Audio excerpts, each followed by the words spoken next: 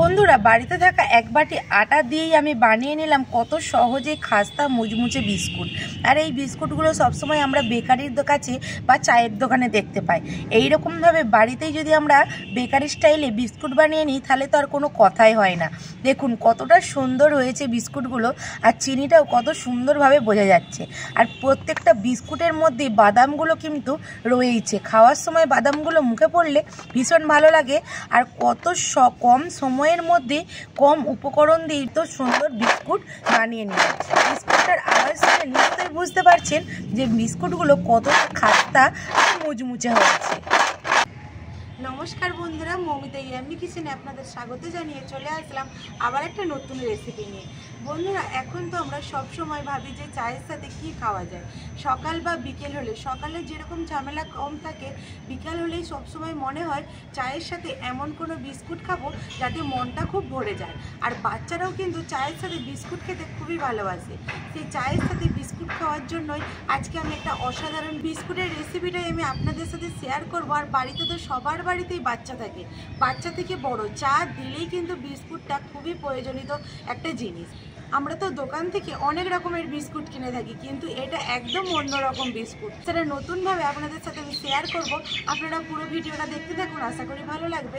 ভালো লাগলে একটা লাইক করে চ্যানেলটা সাবস্ক্রাইব করে আমার পাশে থাকবে। তো বন্ধুরা চলুন এখন আমি রেসিপিটা শুরু করে দিই। বন্ধুরা দেখুন এখানে আমি এরকম একটা বড় বাটির এক বাটি আটা নিয়ে নিয়েছি। আমি আজকে আটা দিয়ে বিস্কুটটা বানাবো। এক বাটি আটা আমি এখানে একটা বড় পাত্রের মধ্যে ঢেলে নেব যাতে আমার মাখাতে সুবিধে হয়। এখানে আমি এক বাটি আটা নিয়েছি। এক বাটি আটার মধ্যে আমি এখানে কি কি দিচ্ছি সেটা আপনারা দেখতে থাকুন। আর বন্ধুরা এখানে আমি এক বাটি আটা দিয়ে বানিয়েছি, আপনারা চাইলে এখানে আটাটা কম বেশি করে নিয়ে নিতে পারেন। আমি যে পরিমাণে আটা নিয়েছি তার 3 ভাগের 1 ভাগ আমি এখানে সুজি নিয়েছি। সুজিটা দিয়ে দেবো। অবশ্যই মনে রাখবেন আপনারা আটা বা ময়দা যেটা দিয়েই বানান না কেন, যতটা পরিমাণ আটা ময়দা নেবেন তার 3 ভাগের 1 ভাগ পরিমাণ সুজিটা নিয়ে নিতে হবে। এইবার এখানে আমি দেবো 2 চামচের মতো কোকোনাট পাউডার। এটা আপনারা চাইলে দিতেও পারেন বা নাও পারেন। এখানে আমি 2 চামচ কোকোনাট পাউডার দিলাম। কোকোনাট পাউডারটা আমি এখানে বেশি ব্যবহার করব না। এই বিস্কুটটা আপনারা যদি কয়েক মাস ধরে রেখে খেতে চান তাহলে এই কোকোনাট পাউডারটা কম দিলেই ভালো হয়, কারণ কোকোনাট পাউডারের জন্য বিস্কুটটা কিন্তু খারাপ হয়ে যেতে পারে। আর এখানে দেবো অল্প একটু বাদাম কুচি।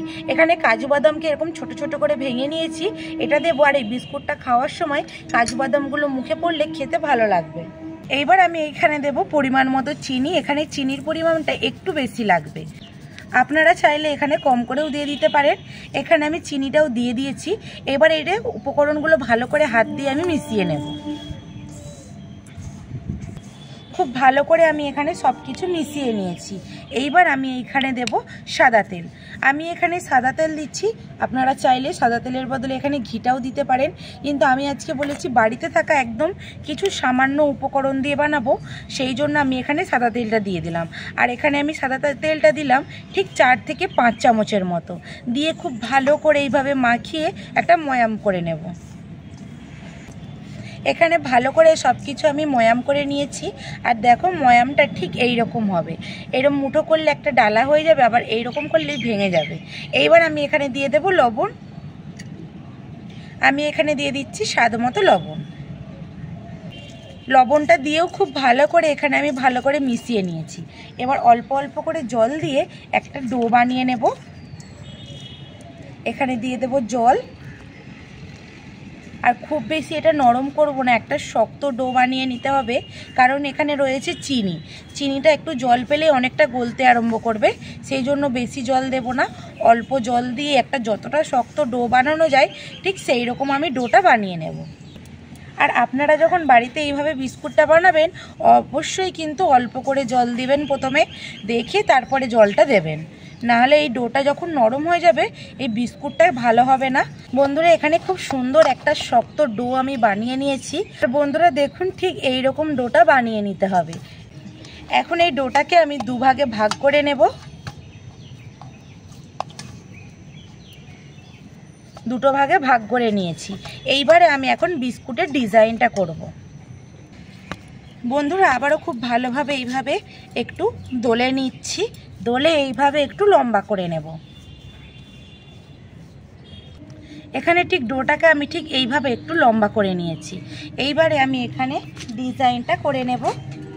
একটা ছুরি নিয়েছি, ছুরিতে করে ঠিক এইরকমভাবে আমি কোনা কোনা করে কেটে নেব।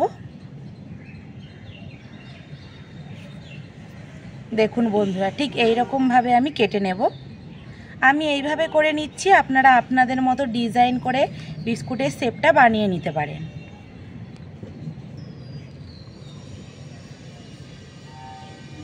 আমি এখানে এই একটা যে ডো বানিয়েছিলাম দুটো ভাগে ভাগ করেছিলাম, সেই একটা ভাগ থেকে এখানে আমি কতগুলো বিস্কুট বানিয়ে ফেললাম।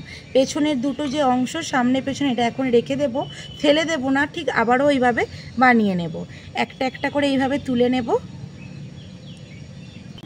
বন্ধুরা, একটা আপনাদেরকে আমি দেখিয়ে দেব, ঠিক এই রকমভাবেই বিস্কুটের শেপগুলো আমি বানিয়ে নিচ্ছি।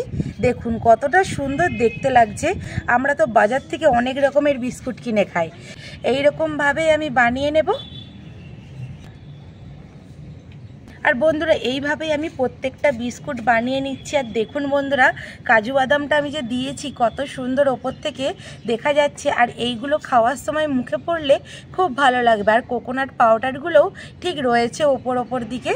বন্ধুরা, এইভাবেই আমি প্রত্যেকটা বিস্কুট বানিয়ে একটা প্লেটের মধ্যে তুলে রাখবো।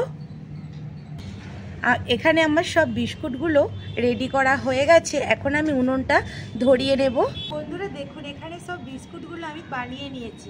আর এখানে এক বাটি আটা থেকে কতগুলো বিস্কুট হয়েছে।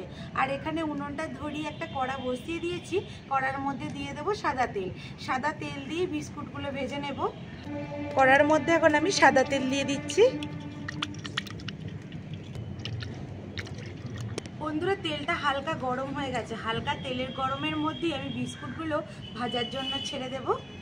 একটা ছেড়ে দিয়েছি, আর তেলটা দেখতে পাচ্ছেন যে কতটা গরম হয়েছে। ঠিক এই রকম হালকা গরম তেলের এই বিস্কুটগুলো ছেড়ে দিতে হবে।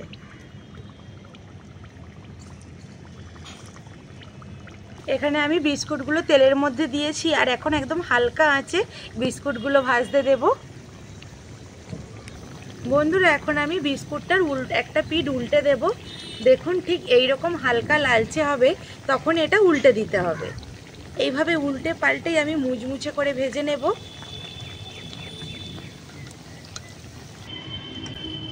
বন্ধুরা দেখুন, এখানে আমি কত সুন্দর গোল্ডেন ব্রাউন কালার করে বিস্কুটগুলো ভেজে নিয়েছি। ঠিক এই রকম করে বিস্কুটগুলো ভেজে নিলে এর স্বাদ কিন্তু খুব ভালো পাওয়া যাবে। বিস্কুটগুলো ভাজা হয়ে গেছে, এবার আমি তুলে নেব।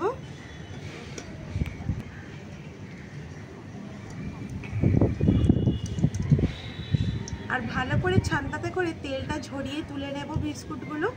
আর কত সুন্দর কালারটা হয়েছে বন্ধুরা দেখুন, না পুড়েছে আর না একটুকু কোথাও কাঁচা রয়েছে। এই রকমভাবে গোল্ডেন ব্রাউন করে একদম হালকা আছে বিস্কুটগুলো ভেজে নিলে ভেতর থেকে যতটা খাস্তা হবে আর খেতেও সেই রকমই টেস্টি লাগবে। বিস্কুটগুলো ভাজা হয়ে গেছে, তুলে নিয়েছি তেল ঝরিয়ে। বাকিগুলো আমি আবার ওই কড়ার তেলের মধ্যে দিয়ে দেব। দেখুন বন্ধুরা, ঠিক একদম হালকা তেলটা গরম থাকবে, তখনই বিস্কুটগুলো এইভাবে তেলের মধ্যে দিয়ে দিতে হবে। বাকি বিস্কুটগুলো ঠিক আমি এইরকম গোল্ডেন ব্রাউন কালার করে ভেজে নেব। বন্ধুরা দেখুন, এখানে আমি সব বিস্কুটগুলো ভেজে নিয়েছি। আর দেখুন বিস্কুটগুলো কত সুন্দর দেখতে লাগছে। চিনিগুলো দেখুন কত সুন্দরভাবে ভাজা হয়েছে, আর ওপর থেকে চিনির দানাটা দেখা যাচ্ছে। আর এই রকমভাবেই কিন্তু বাদামগুলোও দেখা যাচ্ছে প্রত্যেকটা বিস্কুটের মধ্যেই। দেখুন বাদামগুলোও কত সুন্দরভাবে ভাজা হয়েছে, আর প্রত্যেকটা বিস্কুটের মধ্যেই কিন্তু বাদামগুলো রয়েছে, সেটা দেখেই বুঝতে পারছেন। আর বাড়িতে কিন্তু এই রকমভাবেই বিস্কুট বানিয়ে নিলে খেতে যেমন ভালো লাগবে, বাড়ির লোককে খাওয়াতেও ভালো লাগবে। আর এই বিস্কুটগুলো সচরাচর বেশি চায়ের দোকানে দেখতে পাওয়া যায়। আর বন্ধুরা, সেই জন্য দোকান থেকে একটা দুটো খেয়ে কিন্তু মন ভরে না। বাড়িতে এইরকমভাবে এই বিস্কুটই যদি বানিয়ে রাখা যায়, তাহলে যখন মন চাইবে তখনই আপনারা কিন্তু এটা খেতে পারবেন বের করে। আর এই বিস্কুটগুলো বানিয়ে কয়েক মাস সংরক্ষণ করে রাখা যায়। সেই জন্য আমি কিন্তু কোকোনাট পাউডার অল্প করে দিয়েছি। কোকোনাট পাউডার বেশি পরিমাণে দিলে তাহলে একটা নারকেলের একটা গন্ধ চলে আসবে। সেই জন্য আমি অল্প করে কোকোনাট পাউডার দিয়ে বিস্কুটটা বানিয়ে নিলাম মাত্র এক বাটি আটা দিয়ে। কতটা খাস্তা মুচমুচে হয়েছে, আওয়াজ শুনে নিশ্চয়ই বুঝতে পারছেন যে কতটা ক্রিস্পি আর খাস্তা হয়েছে।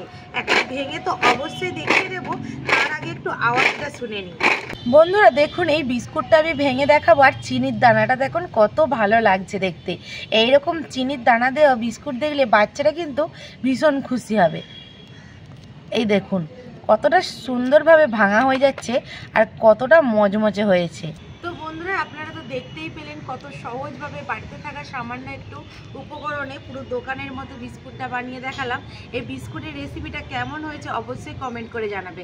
আর বাড়িতে আপনারা একবার হলেও বানিয়ে দেখবেন, বাড়িতে থাকা তো কিছু সামান্য উপকরণে হয়ে যায়, তাই বানাতে অসুবিধে কিসের। একবার বানিয়ে দেখুন, বানিয়ে বাড়ির লোকেদেরকে খাওয়ান আর আপনার বাচ্চাদেরকে খাওয়ান, ভীষণ খুশি হবে। আর এইরকম বিস্কুটের সাথে 1 কাপ চা হলে তো ভীষণ জমে যায়। আর বন্ধুরা আজকের রেসিপিটা আমি কিন্তু এখানেই শেষ করছি। দেখা হবে একটা কোনো নতুন রেসিপি নিয়ে। ততক্ষণে ভালো থাকবেন, সুস্থ থাকবেন আর আমার সমস্ত রেসিপিগুলো দেখতে থাকবেন। বন্ধুরা টাটা, একটা নতুন রেসিপি নিয়ে আবার চলে আসবো খুব তাড়াতাড়ি।